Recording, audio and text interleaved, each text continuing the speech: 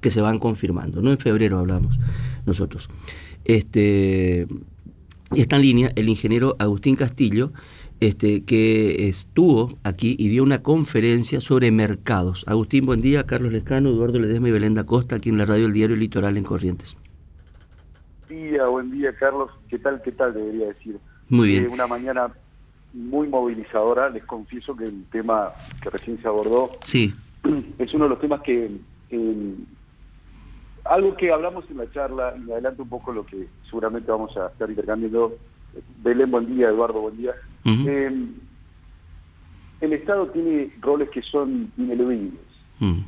Y muchas veces cuando hablamos de mercado... o la situación de los mercados y demás, es como que muchas veces esperamos que el Estado participe en ciertas cosas, en los que hace el financiamiento de los productores y demás, que puede ser más, menos, nada, pero hay cosas en las cuales el Estado no puede eludir su responsabilidad, y los gobernantes, y quien asume la responsabilidad y el honor de gobernar un pueblo, no puede evitar. Por lo tanto, celebro enormemente que la Policía de Corrientes haya podido encontrar esto, que haya funcionado de alguna forma la colaboración de la gente. Sí. Pero claro. Hay delitos que no voy a decir que son imperdonables, porque no soy quien para poner esas palabras, pero que no podemos permitir que mínimamente ocurran en nuestra patria. Sí, sin duda. Nada más que eso. Sí, Así que buen día para todos. Agustín, muy buen día. El otro día tu conferencia fue, y hubo muchos datos allí, pero también fue, y te lo dije, una conferencia donde habían muchas ideas, ¿no? Y las ideas siempre aclaran después los datos. Los datos podemos leerlos después porque están disponibles. El tema es cómo analizamos esos datos. Lo bueno de la conferencia es que nos dio ideas, ¿no? Una de las ideas de eso es que el arroz no es un tema, sino es un portfolio. ¿Querés desarrollar eso? Sí, claro, Carlos. Siempre digo esto, y a veces, especialmente para la gente que no conoce el mundo del arroz, o mismo para los productores y quienes estamos participando en las cadenas del arroz, no mencionamos que el arroz, en realidad, cuando se dice el arroz, en realidad estamos abordando un portfolio de productos. ¿Por qué? No sé, comparemos el maíz. Uno produce maíz, listo, entonces del maíz sale el maíz hecho grano. Bueno, se puede hacer un subproducto a través del proceso para hacer etanol, como hace fundamentalmente Estados Unidos, y su subproducto, la burlanda, y todo lo que llamamos esos subproductos tipo pellet. Pero en el arroz, nosotros tenemos una cantidad enorme, un abanico de productos enorme. Entonces, desde el arroz en cáscara que sale del campo, tenemos el arroz ya integral, que es el descascarado, tenemos el arroz blanco, tenemos el subproducto que son los quebrados, que se usan para la industria alimenticia, tenemos los subproductos que se usan también como afrechillos y demás, pero además no tenemos un solo tipo de arroz, tenemos el arroz largo fino, que es el que más se hace en el mundo y más incluso en Argentina, tenemos el arroz largo ancho, pero en el mundo también tenemos el parbolizado, ¿sí? El que nunca se pasa y nunca se pega, bien. Pero en el mundo tenemos también otras variedades, ¿sí?, dentro del arroz, que son Oryza sativa, el nombre científico de arroz, pero, digamos, en Tailandia tenemos el Franan, tenemos el Basmati en la India, tenemos arroces cortos, los típicos para los risotos y demás, tenemos arroces largos, anchos también, tenemos arroces medianos, tipo Calrose, que se hace en California. Y ellos también tienen sus productos Es decir, cuando hablamos del arroz, estamos hablando de una cantidad enorme de productos y subproductos que tienen sus mercados, que tienen una dinámica enorme, que sirven como alimento también directo para la gente, que sirven como alimentos incluso de enorme calidad. Teniendo en cuenta esto, ¿cuál es la variedad que se hace en Corrientes y qué otras cosas se hacen en Corrientes y cuáles son los mercados de lo producido en Corrientes? Mira, Corrientes es indudablemente, bueno, primero es la principal provincia productora de arroz, es la que más siembra arroz, y digamos que, podríamos decir así, en las últimas décadas, el arroz ha ido subiendo de Entre Ríos hacia Corrientes, y ha crecido en Corrientes. Entonces, hoy más de la mitad de la superficie del país se siembra en Corrientes. Corrientes ha ido perfeccionando sus tecnologías y hoy produce realmente, hay productores de punta, ¿sí? Y también se ha ido tecnificando en términos industriales, porque cada vez hay más molinos, molinos de primera línea en Corrientes. Entonces, la provincia produce fundamentalmente arroz largo fino y se exporta. Hoy los principales destinos de exportación del arroz argentino son Europa, se va en bodegas arroz integral fundamentalmente, hacia España y hacia Países Bajos. Chile, que por cuestión de logística es un destino que Santiago de Chile busca y siempre le ha servido. Hay mucha integración entre los vendedores argentinos y los compradores chilenos. Y por otro lado, hemos logrado de alguna forma reducir enormemente la dependencia que teníamos de Brasil, que está tan al lado, y haciendo alusión a lo que comentabas sobre el puente Alvear Itaquí, digamos, en Uruguayana es impresionante cómo se veía, todavía se ve, pero menos, la fila de camiones de arroz tratando de cruzar para el lado de Uruguayana. Hoy eso se ha reducido, en los últimos años se ha reducido, fruto de estos nuevos canales comerciales que permiten atender otros mercados y depender entre comillas, Brasil dependencia, que sí tienen otros vecinos. Agustín, ¿qué grado de industrialización tiene ese arroz que sale para el exterior? Porque decías, a Europa va a granel un tipo de arroz. Nosotros no fraccionamos nada, no va fraccionado nada. En el mundo, el arroz, la forma más fraccionada que tiene de comercialización es la bolsa de 50 kilos. Pero ¿qué pasa en general? ¿Sí? Quienes pueden fraccionar un poquito más y logran vender paquetes de 1 kilo, de 3 kilos y demás, a Brasil, por ejemplo, es bastante bien Paraguay, pero que Paraguay tiene para largo bien cerquita, ¿no? Y hacernos idea. Pero Paraguay lo logra porque yo siempre digo que a veces Paraguay oficia como un Estado libre asociado, porque está muy integrado a Minas y San Pablo, y por logística Paraguay les resulta mejor que Río Grande do Sul. Brasil es muy grande, muchachos, entonces San Pablo prefiere levantar el tubo y llamar a Encarnación que hablar para Pelotas, ¿sí? Porque resulta más cercano, más ejecutivo, están muy integrados. Entonces digo, por eso digo con sarcasmo la figura del Estado Libre Asociado, porque para el arroz por lo menos hay muchísima integración y el mercado comprador de Brasil a veces a Paraguay lo considera como un Estado más. Entonces de ahí que los paraguayos sepan a veces con alguna indignación dicen estos bandeirantes, en alusión histórica que uno entiende, pero la realidad es que Argentina, esos mercados por cuestiones logísticas no llegamos. Paraguay compite mucho mejor por una cuestión de costos, y nosotros hemos encontrado alguna salida con esto a granel, descascarado, si es un integral, ¿sí? el arroz integral, y salen bodegas hacia Europa, en volúmenes importantísimos.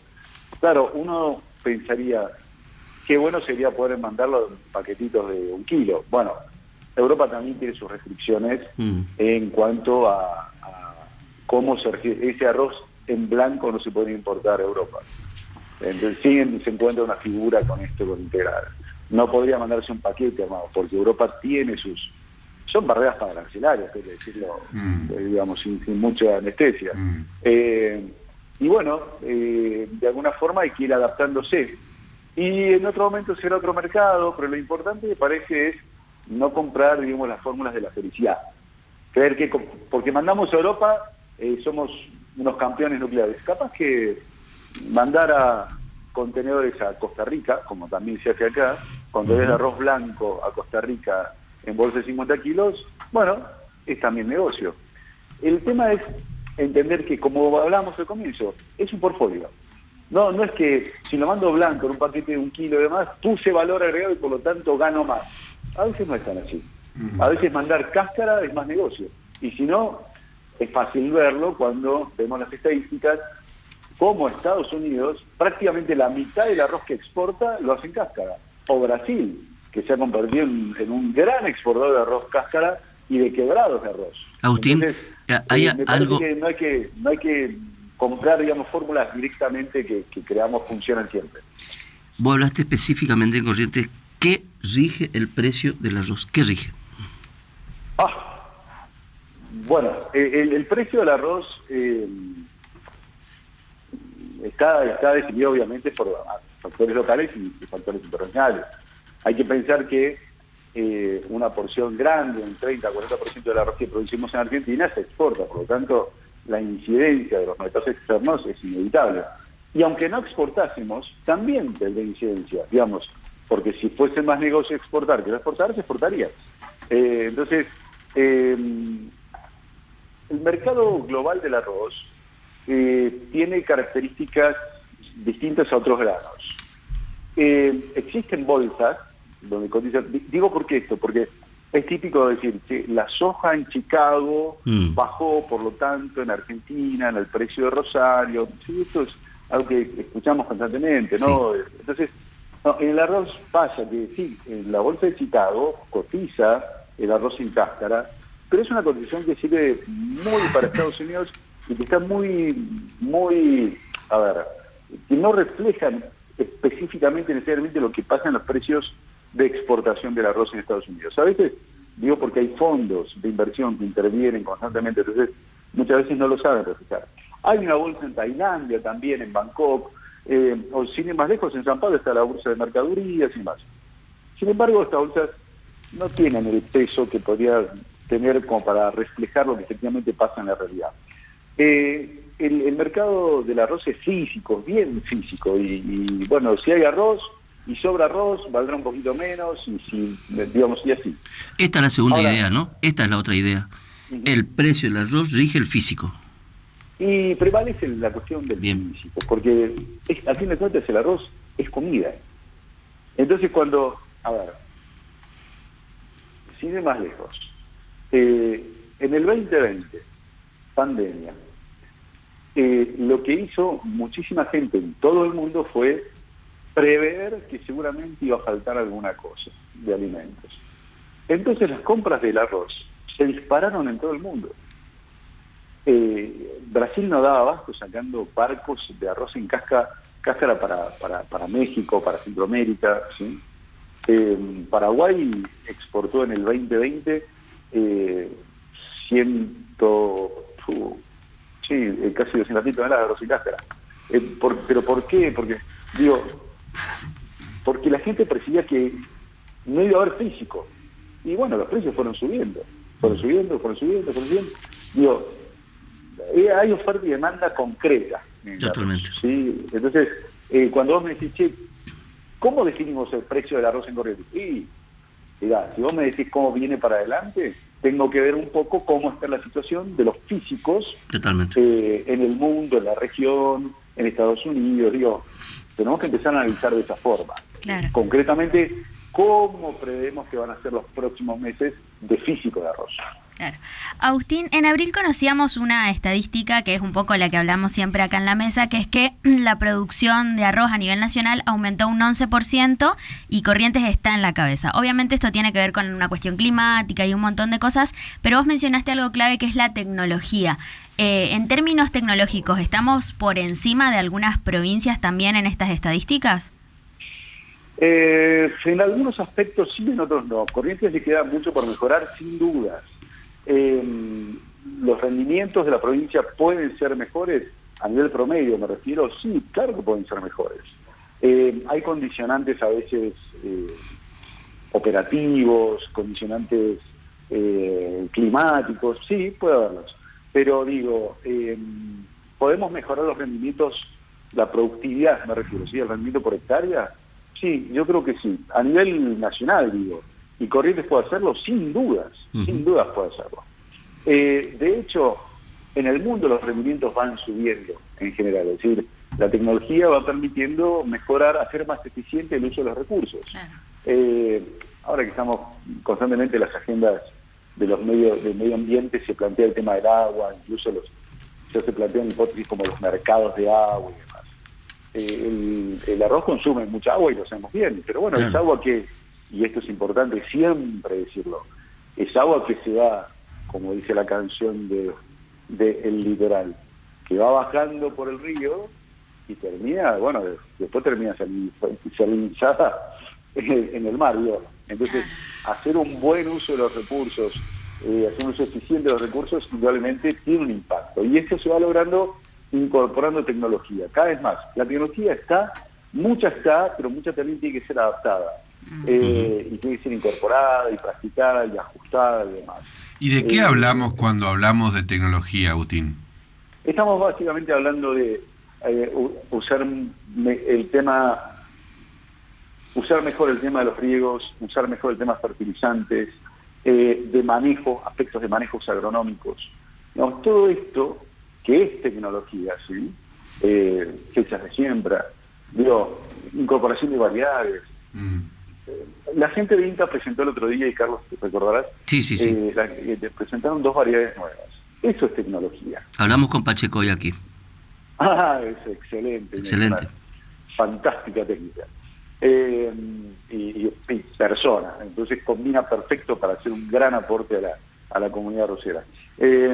Yo creo que, tenemos que pensar que tecnología no es solamente la computadora, ¿sí? Tecnología es el manejo. No, está claro, y menos en el campo, ¿no? En el campo la tecnología es mucho más que eso. No, y además y están apareciendo nuevas tecnologías que están íntimamente ligadas a el uso de imágenes satelitales, que tenemos que ya estar implementando a pleno, ¿sí? Aspectos que tienen que ver con la ecofisiología de los cultivos. En el arroz es fundamental. De pronto pequeños cambios representan incrementos significativos en los rendimientos. Entonces, en Uruguay el promedio de rendimiento del país está casi en 9.000 kilos.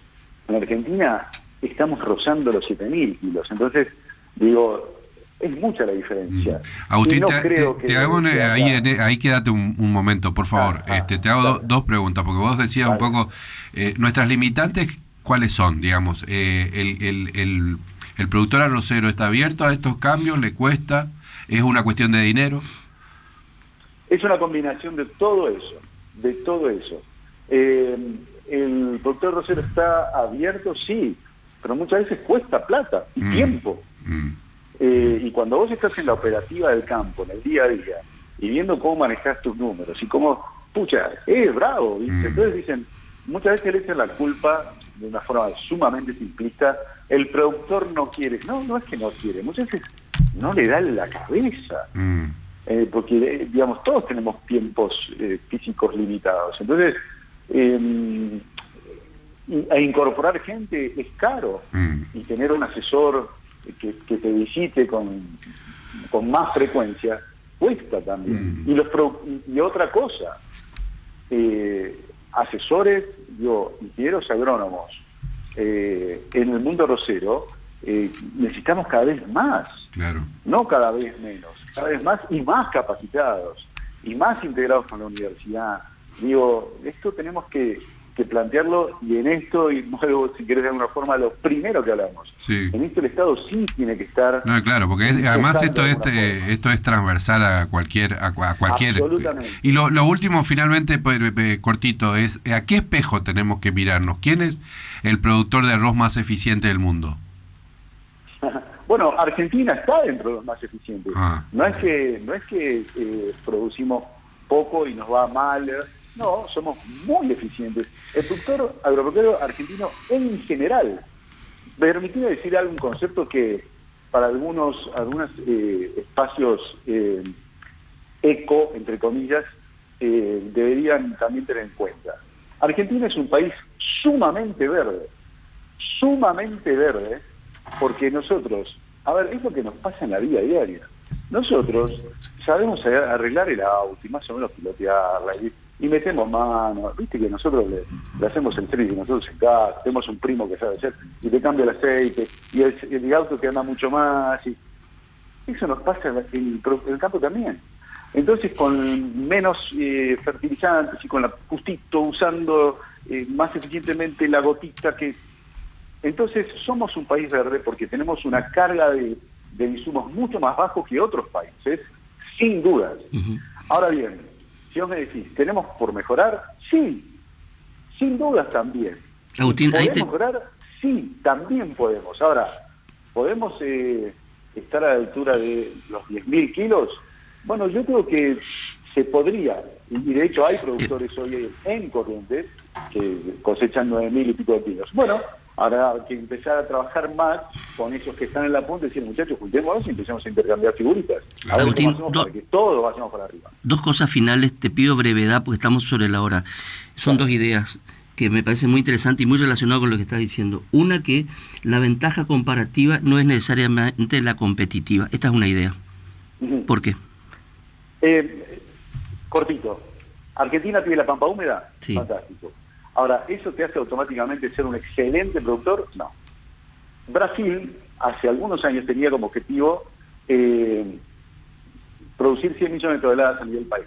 Hoy ya están las 200 millones de toneladas. Bien. Es decir, creó un ambiente, un ecosistema y demás que permitió que los productores crecieran en superficie, Bien. en tecnología, en financiamiento, y logran. Entonces, a pesar de que no tienen pampas húmedas, salvo la gaulla, que es lo que más se nos parece, Brasil creció y se hizo competitivo. Bien, ahí está la otra idea. Y finalmente, pregunto esto que además es muy esclarecedor pensar así, ¿no?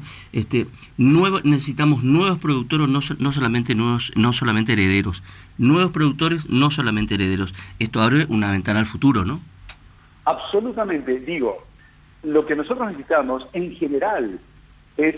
Me encanta, porque a veces se habla de diversidad en ciertos temas que francamente no lo entiendo. Y en esto no lo hablamos. Nosotros necesitamos un ecosistema de productores cada vez más diverso, es decir, que haya contratistas, que haya productores, que haya herederos, que haya compañías, que haya pools de jóvenes agrónomos que juntan plata para producir. Necesitamos todo eso. Agrandar la matriz. Necesitamos que el ecosistema, absolutamente, hacerlo diverso, dinámico. Eso es lo que va generando riqueza en el ecosistema y puede generar oportunidades para que tengamos más productores. Totalmente. Necesitamos, no estoy en contra necesariamente de la concentración, no me convence mucho. Me gusta más pensar en que se puede expandir con más jugadores todo el sistema. Agustín, muchas gracias por estos minutos. Un abrazo grande, gracias. Fuerte abrazo para todos, que tengan una buena jornada. El ingeniero agrónomo Agustín Castillo, que es